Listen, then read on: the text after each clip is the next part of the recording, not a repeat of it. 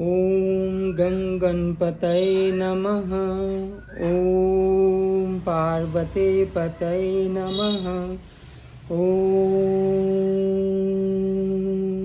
शांति शांति शांति।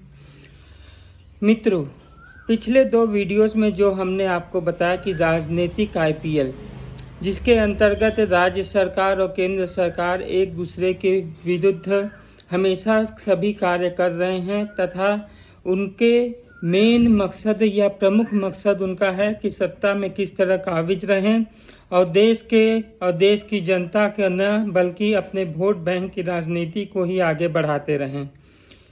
लेकिन आज हम बताना चाहते हैं कि इसका प्रभाव किसके ऊपर पड़ता है और इसका दूरगामी क्या परिणाम होता है।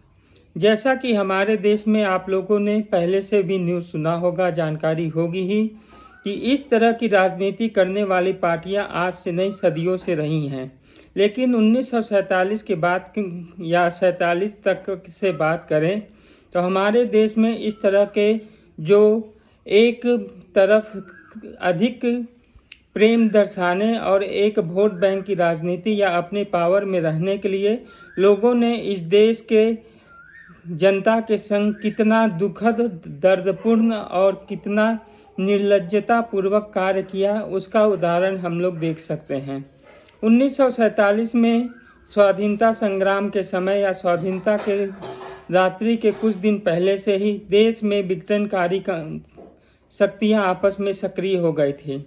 उसमें केवल मात्र ये था कि दोनों ही अपने अपने वर्ग, अपने अपने विशेष समुदायों के लिए अपना राज्य मानना प्रारंभ कर दिया, जिसमें कि विशेष समुदाय ने अपना राज्य पाने के लिए बहुत कुछ किया और उसके उपरांत पाने के बाद भी उनको क्या परिस्थिति प्राप्त हुई, उनके कायदे आज़म की पूरी तरह से निर्मम हत्या हुई। यहाँ तक कि पूरे अशांति से आज तक वो लोग किसी तरह से सुख चैन के जीवन नहीं जी पा रहे हैं। ये चीज़ 1947 में सबसे बड़ा जो दुख भोगा था तो वो थी मात्र एक हिंदू समुदाय। जी हाँ, बहुसंख्यक समुदाय पूरी तरह से इसमें धोखा, हत्या, हिंसा, अत्याचार, दुख और तकलीफ़ों से अपना जीवन व्यतीत किए। जहाँ पे उनका वर्चस्व था वहाँ से उनको पूरी तरह से बेइज्जती करके उनके सब घर सामान और हर चीज़ से दूर करके उन्हें भगा दिया गया और उसके उपरांत वो आज तक अभी भी पूरी तरह से व्यवस्थित नहीं है। अभी भी रिफ्यूजियों की तरह इधर से उधर घूम भी रहे हैं। यही काम 1971 में हुआ, जिसका परिणाम आप लोगों के सामने है, जिसमें से बहुत सारे हिंदू समुदाय के लोग पश्चिम बंगाल और यहाँ के समस्त बॉर्डर एरिया में आके बसे और अपना जीवन जी रहे हैं। यही स्थिति दिल्ली में हुई थी 1984 में, जहाँ फिर वोट बैंक और उसके अनुयायियों ने हिंसक कार्य किया और हमारे सिख बंधुओं के ऊपर निर्मम हत्या इत्यादि और उनकी संपत्तियों का लूटपाट, ये कार्यक्रम बढ़ता गया। ठीक यही काम 1990 में कश्मीर में हुआ, जहाँ पे केंद्र सरकार और राज्य सरकारें दोनों ही मिलकर वहाँ की आम जनता, खासकर हिंदुओं को पूरी तरह से नष्ट किए, उन्हें काटे पीटे, उनकी संपत्ति ले लिए। यहाँ तक कि आज 2025 चल रहा है, 1990 से लेकर 2025 तक वो सभी शरणार्थी शिविरों में अपना जीवन यापन कर रहे हैं। सत्ता बहुत पलटी, नए नए नेता आए, बहुत कुछ हुआ, लेकिन उनको पुनर्वास नहीं मिल सका। जहाँ के वो स्थायी बासिंदा थे, जहाँ पे उनका सब कुछ था, जहाँ से उन्हें रातों रात भगा दिया गया, उनकी हत्या कर दी गई, उनकी संपत्तियों का लूट किया गया, उनके सम्मान को नष्ट किया गया, उस जगह पे फिर से उन्हें पुनर्वास नहीं कराया जा सका।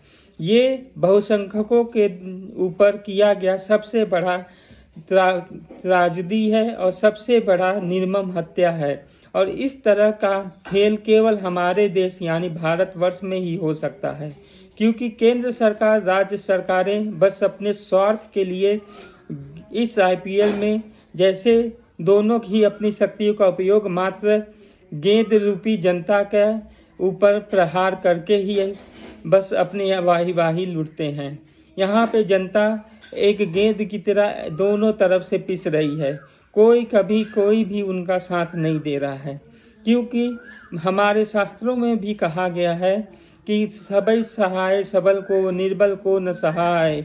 इसीलिए दोस्तों, यदि आपको अपनी सहायता करनी है तो खुद अपने आप को पूरी तरह से सुसज्जित तथा पूरी तरह आत्मनिर्भर बनना अत्यंत आवश्यक है, क्योंकि ऊपर से आके कोई शक्ति आपकी सहायता नहीं करेगी, न ही कोई आपका साथ देगा। देव आलसी पुकारते हैं, कर्मठ योगी कर्म करते हैं और अपना खुद से राज्य और अपना संघर्ष के द्वारा अपना जीवन यापन करते हैं और विजय को प्राप्त करते हैं। जो प्रयास करेगा वही विजयी होगा। जो 1990 में हुआ, उसके बाद छिटपुट घटनाएं हर इलाके में, हर उस जगह पे दिखाई देती है, सुनाई देती है और कि मीडिया में हमेशा अक्सर आते रहते हैं कि लोग अपनी संपत्तियां, जहाँ पे विशेष समुदाय की स्थिति ग्लोबली ज़्यादा बढ़ जाती है, उनकी संख्या बढ़ जाती, वहाँ से अपना संपत्तियां बेचकर या पूरी तरह से अपने हाथ धोकर वहाँ से वो पलायन कर जाते हैं। इस तरह की परिस्थिति आज फिर से बंगाल में जो दिखाई दी है, इसमें भी वही काम है जिसमें केंद्र और सत्ता और राज्य सरकार आपस की रस्साकसी से की है। इतने तक कहावत है कि हमारे देश में जो इतनी वैज्ञानिक खोजें हुई हैं, खासकर कि जब सैटेलाइट पिक्चरें और टेलीफोन के इंटरनेट पे किया जा सकता है, मोबाइल से टॉकिंग को तथा उसके फैलाए हुए स्पीड के जितने भी नेटवर्क के हैं उन सबों को ट्रैक किया जा सकता है, तो क्यों ऐसी विशेष व्यवस्था नहीं की गई है, या जहां विशेष समुदाय के लोग अधिक हैं वहां पे क्यों पुलिस की फोर्स अधिक नहीं बढ़ाई जा रही है, केंद्रीय रिजर्व बलों को वहां पे क्यों तैनात नहीं किया जा रहा है। और दूसरी तरफ जब बेरोजगारी इतनी चारों तरफ फैली हुई है तो सशक्त सेनाओं में, अर्धसैनिक बलों में इत्यादियों में नए नौजवानों का रिक्रूट क्यों नहीं किया जा रहा है। इन्हें रिक्रूट करके उन संवेदनशील जगहों पे उन्हें पोस्टिंग दिया जाए तथा उसके बाद वहां पूरी तरह से अच्छे से सर्च ऑपरेशन किया जाए, बॉर्डरों को पूरी तरह सील किया जाए।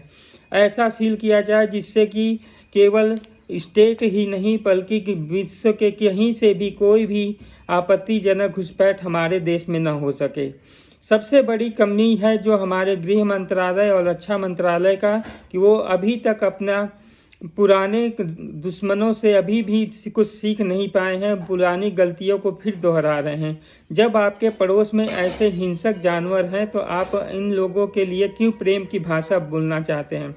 हिंसक का हमेशा प्रतिकार करना होगा। इसके लिए आपको पूरी तरह से चाकचौंध और अच्छी सुरक्षा व्यवस्था बनानी पड़ेगी।